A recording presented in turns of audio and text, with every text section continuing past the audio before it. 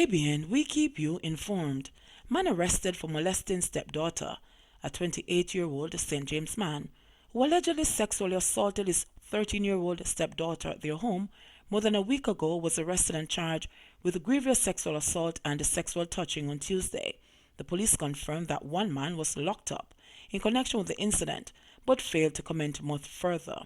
Reports are that shortly after 9 p.m. on Wednesday, September 25, the child was left at home with her stepfather by her mother, who was out of town on business. It is alleged that while the child was asleep inside her room, the accused went to her room and sexually assaulted her. The following morning, the child reported the incident to a female relative, who traveled to the child's school and reported the incident to the guidance counselor, who in turn brought it to the attention of the mother.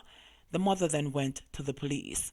Vehicles shot up as gangsters trade bullets in Mountain View. A tense calm hung over the Mountain View Road area on Friday afternoon in the vicinity of Byron Road, where gangsters engaged in a fierce gun battle between Thursday night and Friday night. Some residents say the flare-up is believed to be as a result of the death of a man from neighboring Goodwich Lane, known only as Bujo. The police, however, believe that a dispute over missing material from a National Housing Trust NHT worksite in the area may have led to the clash.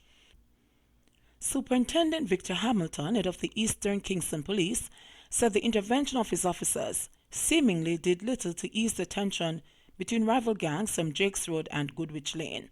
There was some conflict coming from last week, where there was a site being built, a National Housing Trust financed site, 2 sites in fact, and residents of both communities were employed. There were some accusations last week about some special plywood being missing, Hamilton said. We made some interventions, and I personally went into both communities and spoke to persons as late as last week Tuesday.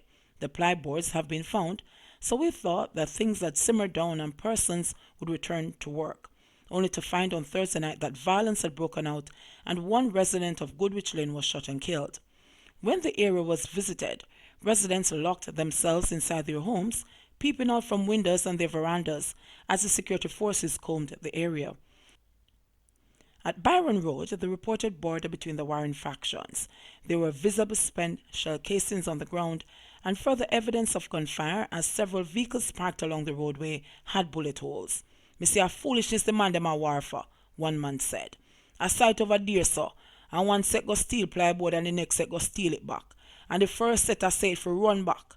And because you know run back and name start call the violence start. Man dead and me no know what else a go happen." A resident from Goodwich Lane said that Bujo had gone to visit his pregnant daughter who lives on Byron Road when he met his demise. "She called him, said she a feel pain and she hungry and him go down there," he said. "Trust me, he's a humble man. Him sell clothes at town and him look after them 2 daughters them because their mother run with Ghana for about 12 years now. All the pregnant daughter dropped down when she here and them admit her hospital. Right now me youth them now got no school. Me can't go no work. And the man them has said them have to kill back somebody for Bujo," he said. The police said they have deployed more resources to the area. "As it is just now, we think we have contained the violence and we are getting more resources, but we are still advising at this time that persons who do not have to use the area from Dunoon Road to Windward Road, if you don't have to go there, you should avoid the area," SSP Hamilton warned on Friday. Rapist sentenced to a total of 93 years for vicious attacks on teens. A St. Andrew man who viciously raped 2 teenage girls, one of them a British national, has been sentenced to a total of 93 years in prison. Richard Walker was convicted on 2 counts of rape along with 7 other charges arising from separate incidents in 2013 and 2015 and will have to serve 30 years before he is eligible for parole. The sentence was handed down in the Supreme Court last month. Walker pleaded guilty to 2 counts each of rape, grievous sexual assault, forcible abduction, and robbery with aggravation. He was also convicted for buggery. Here's a breakdown of Walker's sentence. Rape, 42 years, 21 years for each count. Grievous sexual assault, 22 years, 11 years for each count. Robbery with aggravation, 12 years, 6 years for each count. Forcible abduction, 6 years, 3 years for each count. Buggery, 11 years. The sentences are to be served simultaneously, except for the rapes which are to be served consecutively. Prosecutors had evidence that Walker attacked the 14-year-old British national as she and her mother walked in New Kingston. According to the evidence, he knocked out the teen's mother, before dragging the 14-year-old into a nearby gully and sexually assaulted her with a machete at her throat. His other victim, who was 19 years old at the time, was raped in the Grand Spen Road area. Kingston women held for child renting and begging scheme denied bail. The two Kingston women who were recently charged with breaching the Child Care and Protection Act after they were allegedly caught using two small children to aid in their reported act of begging money on the streets last month have been denied bail.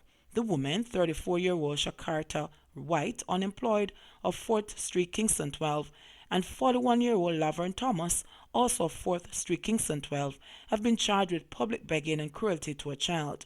The women appeared in the St. Anne Parish Court on Thursday and were denied bail as their addresses could not be properly verified. White and Thomas, as well as the mothers of the children in question, who were summoned to court, are all to return on October 8. The St. Anne police reported that the two women were reportedly seen by police personnel with two children, a 1-year-old girl and an 8-month-old baby boy, begging money from citizens in St. Anne's Bay, St. Anne, on Friday, September 20. The women were later arrested, and following a probe, it was discovered that the children were not related to them. Further investigations revealed that the women had allegedly rented the children from their mothers in the Kingston 12 area as part of the act of begging on the roads. The children remain in state care. 3 men charged for 4 murders in Clarendon and Trelawney.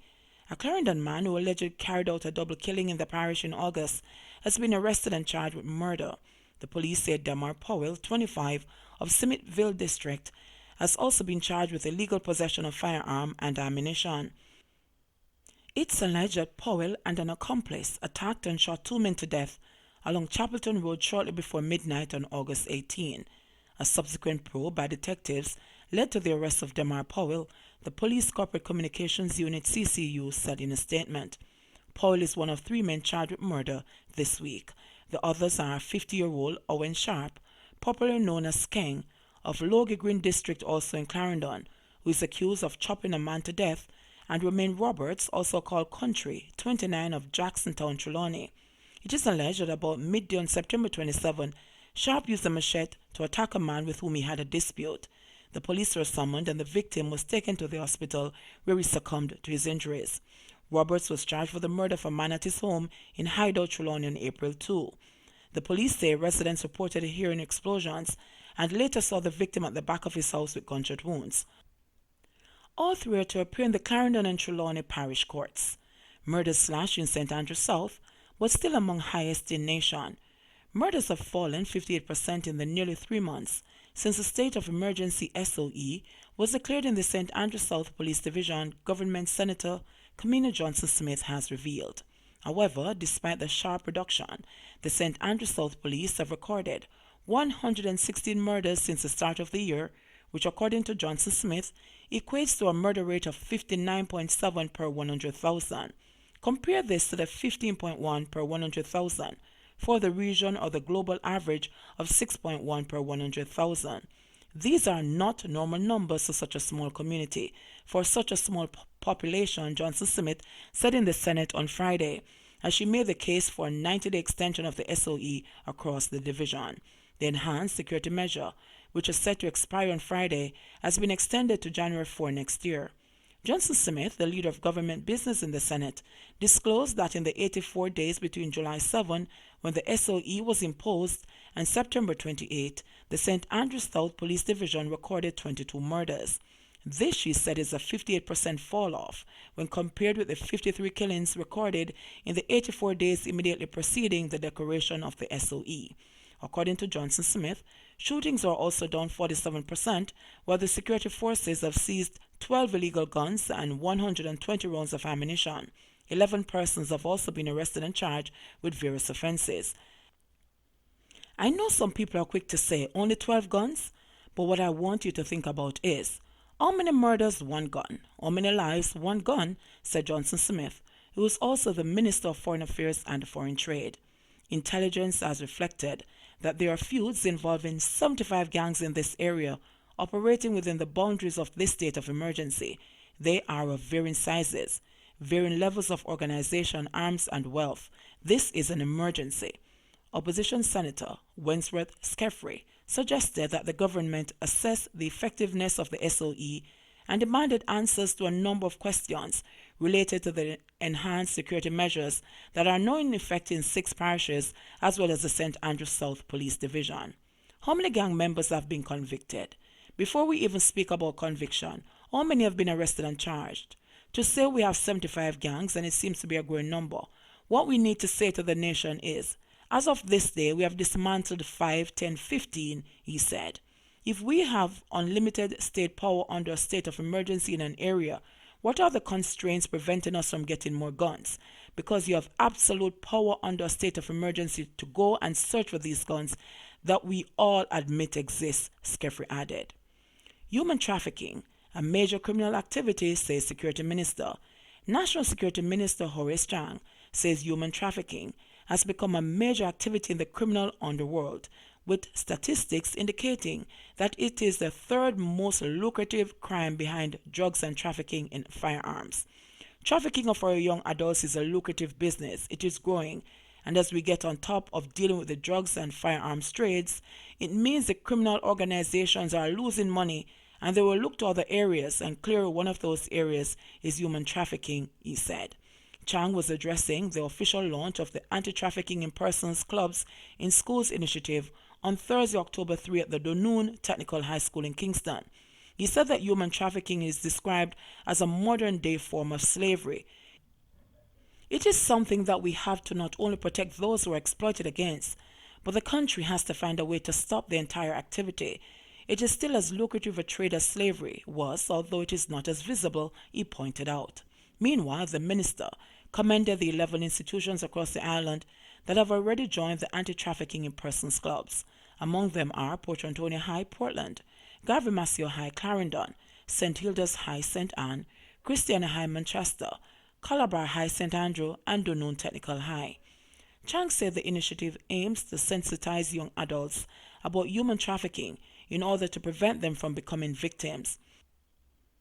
I think this effort is a most valuable effort in dealing with the trafficking issue because the vulnerability is here, and if we can control it and stop it, this will go a far way in reducing the damage to our young adults, he noted.